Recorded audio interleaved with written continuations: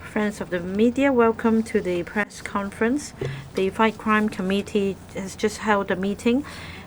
The Secretary for Security, Mr. Tang, will first brief you on the law and order situation in Hong Kong in 2022, and Mr. Siu Chor-Kay, member of the Fight Crime Committee, will brief you on the commercial and technology crime situation in the second half of 2022. Secretary will have the floor. Good afternoon, citizens. The overall number of crimes reported in 2022 was 70,048, up by 5,620, or 8.7%. This is mainly attributed to the rise in the number of deception cases. There were 8,600 more deception cases, which accounted for 40% of overall crime. And for violent crimes and other major crimes, we recorded a drop. For violent crime, we recorded 8,830, down by 7.9%. Robbery and burglary, respectively, they dropped by 37.4%, which is a record low since 1969. For wounding, serious assault, arson, snatching and pickpocketing, we also recorded the record low figures since reunifications, with the drop ranging from 10 to 40%. For deception or fraud cases, we recorded 27,923 cases, up by 45.1%, involving a total amount of $4.8 billion. 70% of these deception cases are online deception cases, and among them, online shopping scams accounted for 45%. Social media deceptions, including online dating and online romance, accounted for 18%. And employment scams up 15%. And another important category, telephone deception, the number increased by twofold, 2,831 cases, comprising guess who I am cases and impersonating government officials. The government or the police has taken multi-pronged approach to combat deceptions, including intelligence-led operations, working with different stakeholders to prevent deception and intercept wiring of money, and a multi-pronged approach in publicity and public education. Since then, we've been able to intercept close to 100,000 telephone numbers involved in scam cases. And with a multi-pronged approach in publicity and other measures, the number of deception cases dropped by 60% from its peak in October. Mr. Siu Chor-Kay will give you more details on the commercial crimes in a moment. For serious narcotics, we recorded 1,436 cases, down by close to 10%. Despite a drop in the number of cases, we must not let our guard down. Over the past year, the police took intelligence-led actions, and we recorded an increase in the quantity of drugs seized, such as cocaine and cannabis. We seized an increase by 200%. And we also cracked down a number of major drug trafficking cases and seized 485 kilograms of methamphetamine and 424 kilograms of cocaine and also cannabis butts.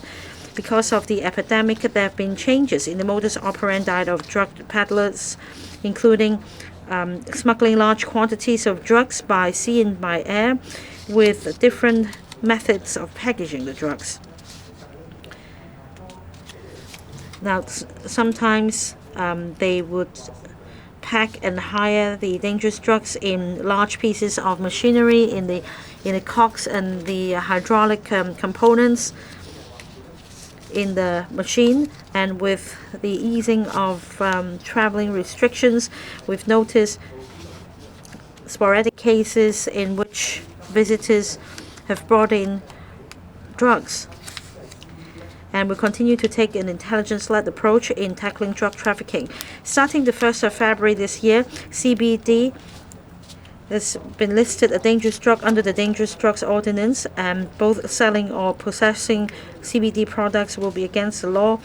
And we have already arrested 2 persons in relation to CBD products, one of whom received an air parcel and the other was arrested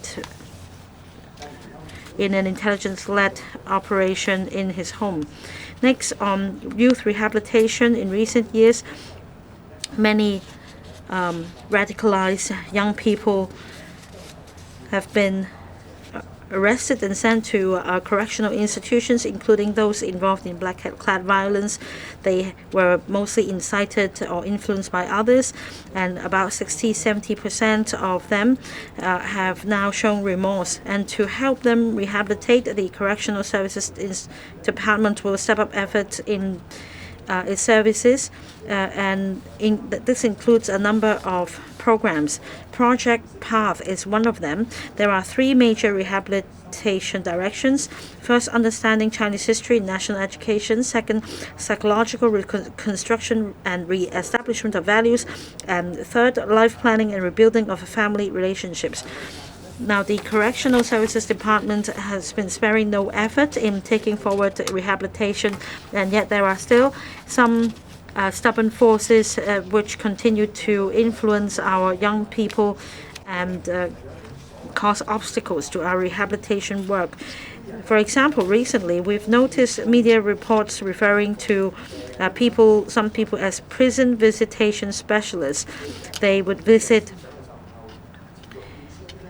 persons in custody because of the black-clad violence cases with whom they have not met, in order to practice indoctrination and brainwashing to instill in them anti-government and negative ideas.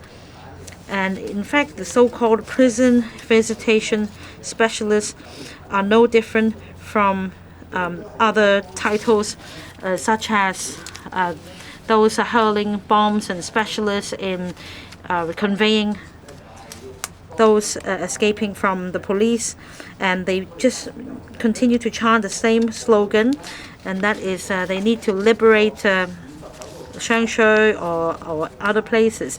In fact, the so-called specialists have visited as many as 59 prisoners in 395 visitations, and one of the specialists even visited 48 prisoners in 1.5 years in 211 visitations.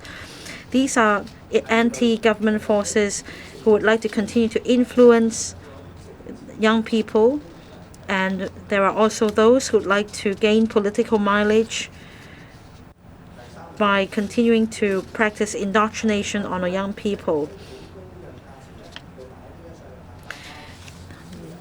While there are also those who profit from the visitations by urging prisoners to pay a hefty price for the supplies for persons in custody. I'd like to appeal to everyone that, in fact, they just want to continue to use these opportunities to brainwash you and benefit from the process. For parents, please refrain from buying the expensive packs for prisoners, because they only seek to make a profit out of it.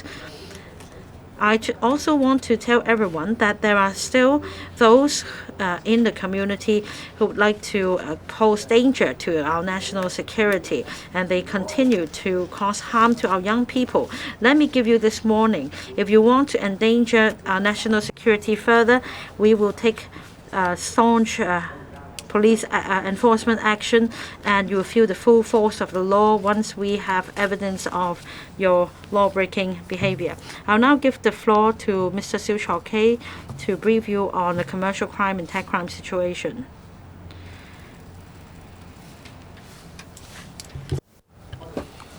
Thank you, Mr. Secretary. Friends of the media, good afternoon. The Fight Crime Committee has affirmed the police commissioner's report on the crime situation in the second half of last year. Commercial crimes covers a wide range of law-infringing activities, many of them in connection with deception, like related to investment or job seeking. In the second half of 2022, the government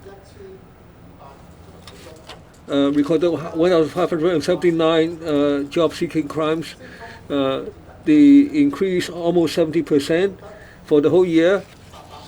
2,850 job-seeking crimes involving over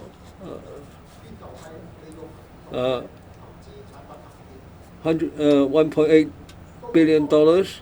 Now the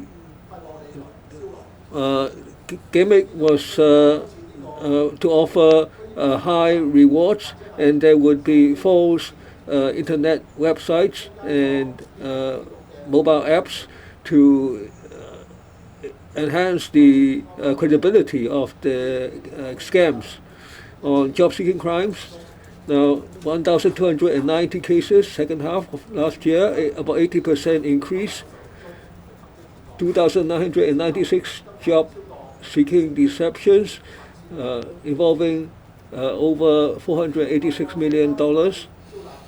Now, through social media, they recruit the victims on the internet to buy certain items, and they ask the victims to pay for the goods first, and then they say that they would return the money later, but later they disappear. Now, as for attack-related crimes, now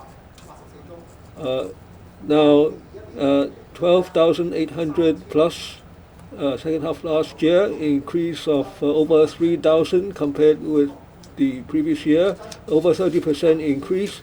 22,700 attack crimes, 85% are on the internet. Most of the commercial and attack crimes are related to deception. The Fight Crime Cmte supports the government adopting multi-pronged measures to strike a blow against these crimes. Now, they work with different stakeholders to prevent the occurrence of the thefts, of the deception cases, and to intercept the funds. Now, bank staff also help to prevent 232 crimes, and the 1822 hotline, and over 800 cases intercepted over $1.3 billion of funds. Now the government telecommunications authority works with the telecoms providers in the second half of last year, set up a working group to fight the deception cases.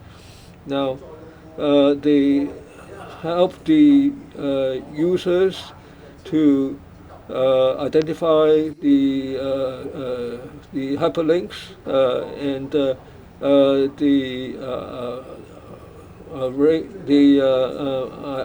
able to help to identify the criminal phone numbers used in these crimes. Now, the members of the public can use certain online contact search mechanisms to identify these sources of deception. Over 15,000 of these sources were identified. The government, the government provides the Scam Meter Plus. In the first 4 days, in the first few days, it was downloaded 7,400 times plus. Now, if you suspect your acquaintances having been deceived, they should phone the 24-hour hotline, 1822 hotline, to ask for assistance and to prevent yourself being deceived. Thank you. And now, question time. Please raise your hand, and no more than 2 questions on each occasion, and please identify your organization. Cable TV. Now, on jail visits, there were certain situations. Now, will you make the conditions more stringent, and will you stop the sale of these visit packages? And don't you have a record in connection with the top talent pass scheme? Are there certain loopholes? Now, we have at the Correctional Services Department clear rules for visiting prisoners. Now, for the packets that are taken to the detainees, they are usually not very expensive items, but they claim the cost is thousands of dollars, and they use some of the money for purposes not only to themselves. Now, for the top talent pass scheme, now we are a pragmatic government. We will enhance the scheme to ensure that those who shouldn't be qualified wouldn't come to Hong Kong on that basis.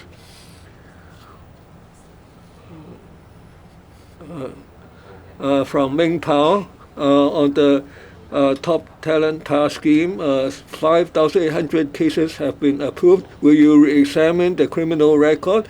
If you don't, would that be unfair to the others? Now, immigration policy concerns national security. Now, there's a loophole here. Now, the authorities consider the national security risk. Now, some people make use of the scheme to give birth in Hong Kong and to get Hong Kong ID card. How will you block these loopholes? For those who have been approved, we will not require them to submit anything new. Now, for the approved cases, we will examine them to see whether there are suspicious situations, to see whether we need to look further into them.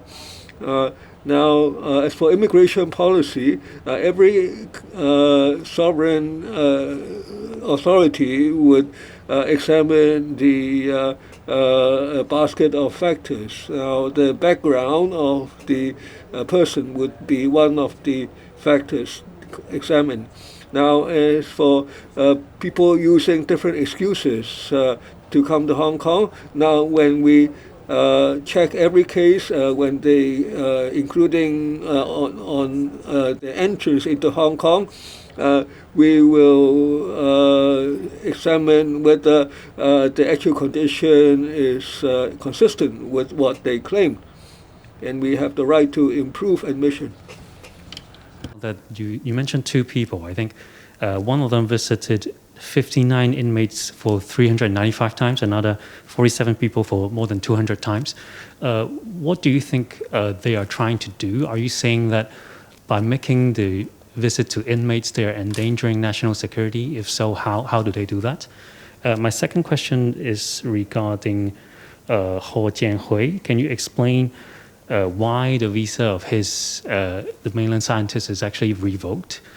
Do you think the matter actually affected Hong Kong's international image in terms of its talent attraction policy? Thank you.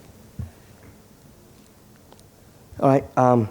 First of all, regarding your questions about the two people that visit the inmates for hundreds of times. First of all, you have to know that he has no personal connection with those inmates. And the purpose of his or her visit is basically to instill the hatred against the government and to instill the negative feeling about their development, which is in contradictory to our rehabilitation aims of our correctional institution. So this is a security threat. Basically, this is a threat to the Hong Kong. And so your second question is about Ho Jianhui. Ho Jianhui, all right. So basically, we have to see each case on its own merit.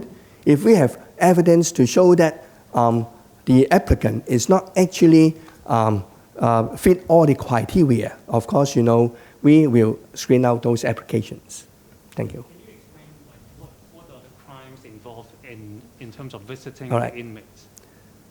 Actually, I'm not saying that at this moment in time there is evidence to sustain a crime, but this is something that we have to look into. Is there anyone try to instill hatred, try to endanger the national security through influencing the inmate? This is something that we are looking into. As investigation is ongoing, I'm afraid that I cannot disclose more details, but this is along that way. Thank you. 好，我哋答埋最後一條。Last question, please. Second row. This one in white jacket. I'm from Hong Kong 01. Good afternoon. About the so-called prison visitation specialist, rigorous law enforcement action will be taken according to you. Does it mean that those who frequently visit prisoners will be the subject of investigation? How do you determine whether the law has been broken? Is it dependent on the number of visits? And about the top talent pass scheme, I understand that recently applicants have been asked to submit criminal conviction records. Do you have an update on the number of cases in which you have discovered previous criminal activities? Of course, it is all right to visit prisoners, be it numerous visits. The point is the intention of visitation and the acts carried out during those visits, whether the acts would constitute a danger to national security. On your next question, we are now reviewing the situation. I do not have an updated figure at hand. This is an ongoing exercise. I can give you the figures later. That's the end of the press conference. Thank you.